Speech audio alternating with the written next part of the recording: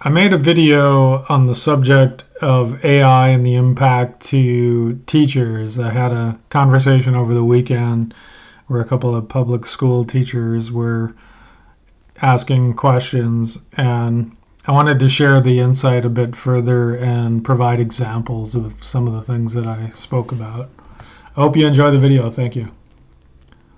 I'm logged in here to OpenAI. I have an account. This is not free tier. I am paying 20 a month.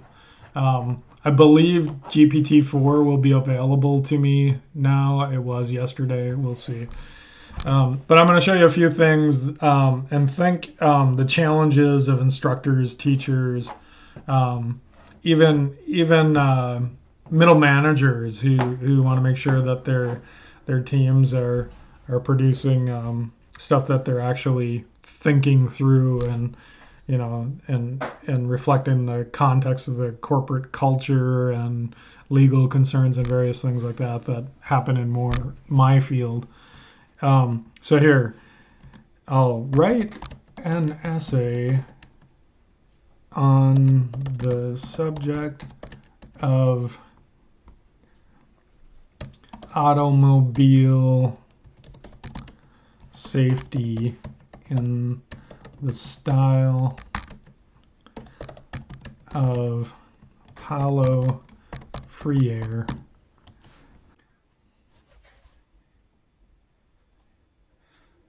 Okay, I'll probably edit this down a bit, but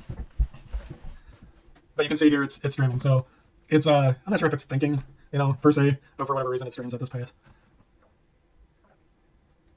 I'll look at word Freire into it. I'm not sure if that's the style of Freire. By engaging in dialogues that challenge assumptions and preconceived notions about automobile safety, we can foster a more holistic, that's an important term, understanding of the issue. For example, a dialogue between vehicle manufacturers and regulators may highlight the need for stricter safety standards, while conversations between drivers and researchers may reveal gaps in public awareness of road safety practices. By considering perspectives, that's an important word, of all stakeholders, a richer and more nuanced understanding of automobile safety can be achieved. So yeah, I'll edit this down. It's actually using style and the principles of Freire, and creating what would probably be the quality of essay that we cite professors. The richness of weaving in some of social scientific ideas to automobile safety. Definitely would be A+. This is not synthetic. So I'll take that. There's a reason I need to copy this. You don't really need to, in principle, but I'll show you later why I'm doing that. I'm going to copy the prompt as well. Just for record. I like the title, The Dialogic Nature of Automobile Safety. Dialogic. No logic, constrained dialogue. That's my editorial commentary. Now let's paste that again and do it in the style of, Noam Chomsky. Why not? I actually like Chomsky's writing, but I don't take it to heart.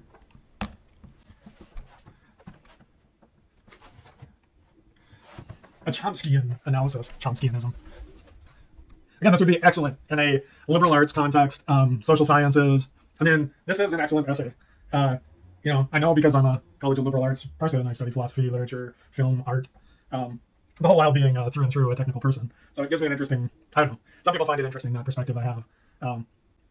In a way, despite going to the University of Minnesota Twin Cities, I taught myself, I designed my own major, which was basically, I didn't realize it at the time, but it was a classical education. So this will run for a bit. Let's see, According to Chomsky, the mass media serves as a propaganda system that advances the interests of the elite. In the context of automobile safety, media outlets often emphasize personal responsibility and individual choices while downplaying systemic factors that contribute to accidents. Systemic, that's a word. This narrative serves to absolve corporations and political institutions from their role in creating and perpetuating unsafe driving conditions, leading to a distorted public understanding of the issue. Excellent. A+. Definitely. I mean, I'm not being sarcastic. That would be, in my college days, this would knock a professor off their chair, and it's synthetic.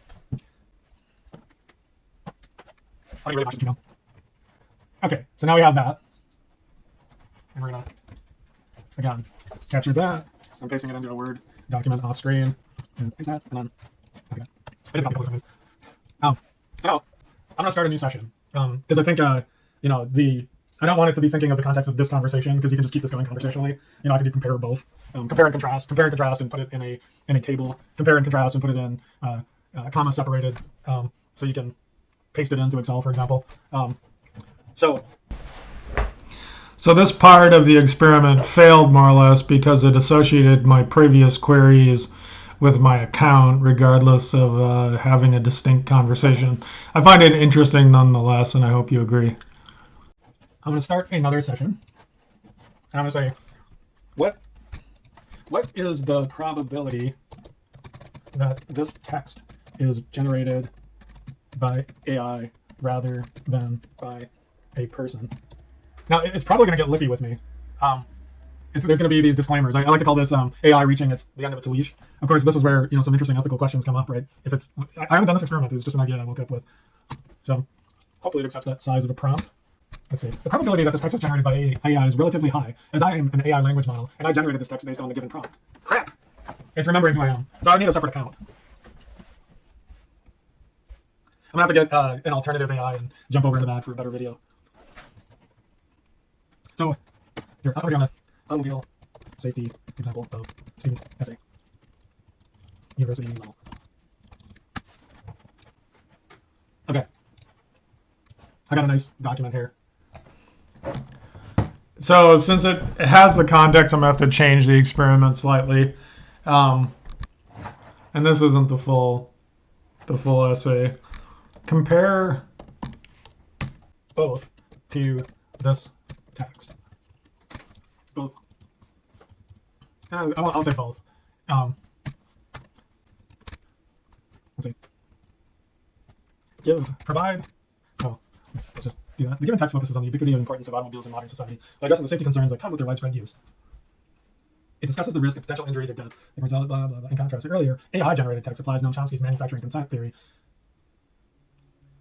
Okay, that's interesting on its own. I mean, so that's an example where a student might use it intelligently. Actually synthesize your own essay, and then do an experiment like this and compare it to, I don't know, maybe there were a couple of authors that were introduced during the course, and this gives you insight. I would not recommend that you simply cut and paste, but read, understand, think through it, and reflect back. That's actual teaching.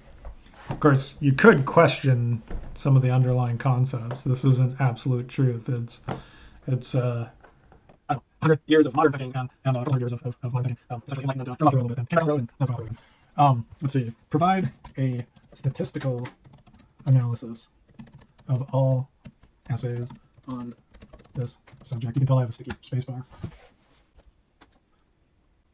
No, I misunderstood. It wants me to. It thinks I asked it to do statistical analysis of automobile safety. I'm going to do stop generating of the 3 essays that we have been discussing on this subject. Score differences for key concepts and assertions.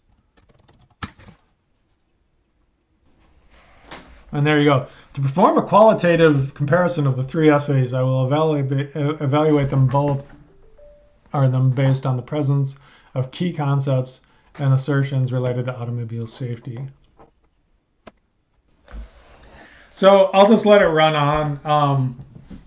It wasn't a perfect experiment, but I hope there's some interesting insight from this. And the hypothesis, it will work. This is probably a concept that people in the education space are already working with. And surely there's people trying to productize this, which I have to say, essentially, there'll be a period of time where AI is so alien to people, it'll essentially be like the AOL discs, and before that, floppy disks. So they sent out CDs and floppy disks right at the time, about 1990. Well, it started in 95, but Actually, AOL started sending 3.5 floppies in the early 90s, and it actually predated the internet. It kind of tells a story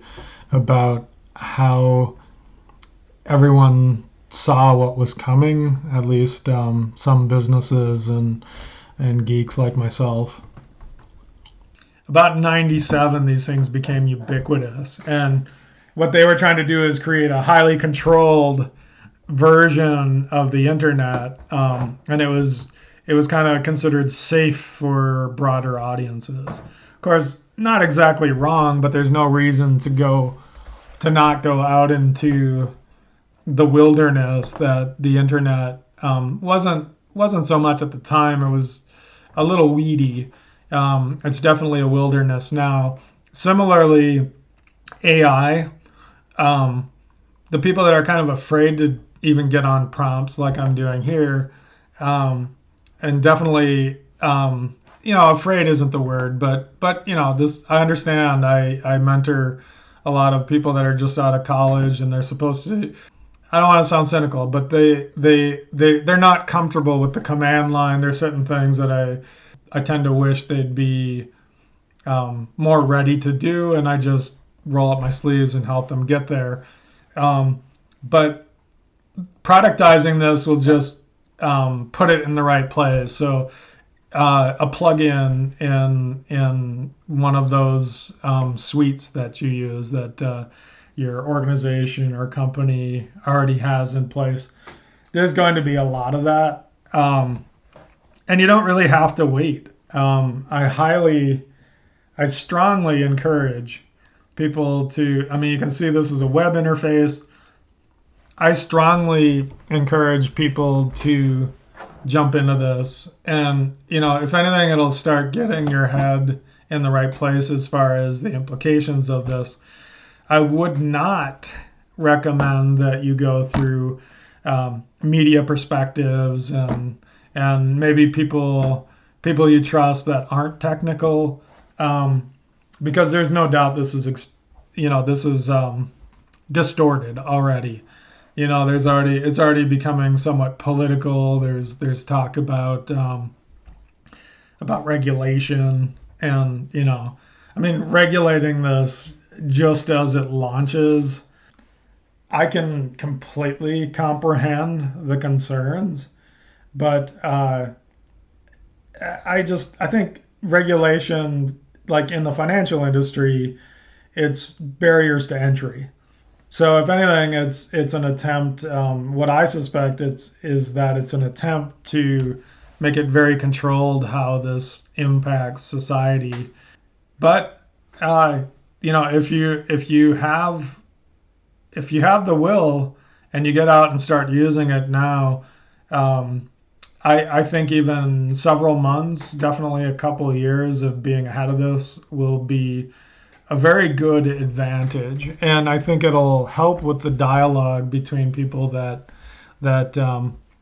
this will likely impact. Where there's a lot of words, it's already deeply impacting legal firms and the legal processes, because this is the kind of analysis that you hire the newbies, the green kids that come in and do paralegal work, for example. If you call yourself an information worker, this will impact you. I have no doubt. And no amount of looking for somebody to rescue you from it there's no way that's gonna work. In fact, I think it will distort it and probably make it worse. I hope you enjoyed the video. I'm just trying to encourage people to really get their head around this and go and get an account. I'm not doing this as an advertisement for OpenAI, but it is the one that's making the most noise. It's not going to be long before this is worked into things like Teams, and Google says they have some version of it. I'm going to avoid. You can try to meet me one-on-one, and I'll talk frankly about the various implications that I see where it's going to show up, but it will affect your work and very soon. So jump on it, get to know it. It's fun, it's creepy, it's deeply impactful. I don't know, it's one of these things where once you let it out, the genie won't go back in the bottle. Thank you for watching my video. And if you're curious, these images are generated by ChatGPT as well. Yes, I'm aware that it's not the best choice, and there's Midjourney. Let's just say I'm not cool enough to use Discord, but I'll be using that soon. Although I have to say, I used IRC in 90, 89, so that makes me cool, right? This picture, I asked it to have a crowd with robots next to each person in the style of R. Crumb, for the record.